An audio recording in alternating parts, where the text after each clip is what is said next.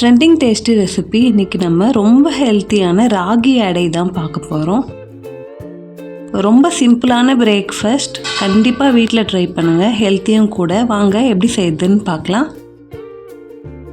3 cup அளவுக்கு ராகி மாவு எடுத்திருக்கேன். உப்பு ஆட் பண்ணிடலாம்.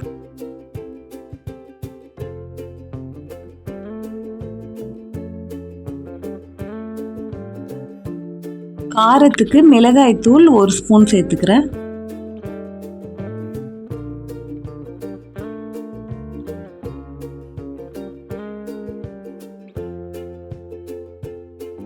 மாவோட இந்த உப்பும் மிளகாய் தூளையும் நல்லா கலந்து விட்டுடலாம். நெக்ஸ்ட்டு ஒரு வெங்காயம் கட் பண்ணி சேர்த்துக்கிறேன். நல்லா வாஷ் பண்ணி வச்சுருக்க கறிவேப்பிலையை கட் பண்ணிவிட்டு ஆட் பண்ணிக்கிறேன். நெக்ஸ்ட்டு கொத்தமல்லி தழையும் அதே மாதிரி கட் பண்ணி சேர்த்துடலாம். இப்போ வாட்டர் தெளித்து இதை நல்லா கலந்து விட்டுடுறேன். சப்பாத்தி மாவு பதத்தில் இதை நம்ம மிக்ஸ் பண்ணி விட்டுடலாம். அதை விட கொஞ்சம் தளர இருந்தால் போதும். இதில் நம்ம கருவேப்பிலை, கொத்தமல்லி, ராகி எல்லாமே ரொம்ப ஹெல்த் பெனிஃபிட் இருக்குது. இதே மெத்தடில் நீங்களும் ட்ரை பண்ணுங்கள். கொஞ்சம் கொஞ்சமாக வாட்டர் சேர்த்துட்டு கலந்து விட்டுடுறேன்.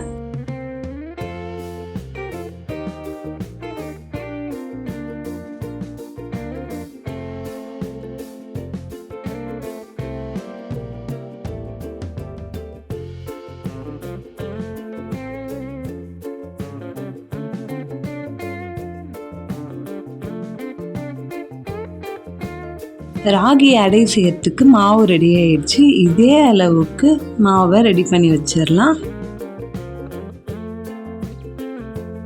வாங்க ரொம்ப ஹெல்த்தியான ராகி அடை செய்ய ஸ்டார்ட் பண்ணிடலாம்.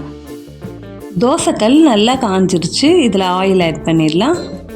இப்போ நம்ம ரெடி பண்ணி வச்சுருக்க ராகி மாவை ஒரு பகுதியை மட்டும் எடுத்துகிட்டு இது மாதிரி தட்டி விட்டுடலாம். கையை நல்லா ஈரம் பண்ணிவிட்டு நீங்கள் இது மாதிரி தட்டினீங்கன்னா ரொம்ப ஈஸியாக வந்துடும். அடை தட்டியாச்சு. ஆயில் ஸ்ப்ரெட் பண்ணிடுறேன்.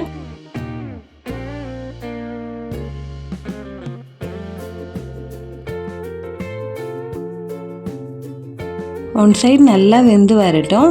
அதுக்கப்புறமா திருப்பி விட்டுடலாம். பாருங்கள், கலர்லாம் சேஞ்ச் ஆகிருக்கு. இப்போ திருப்பிடுறேன். இந்த சைடும் நல்லா வெந்து வந்துருச்சு.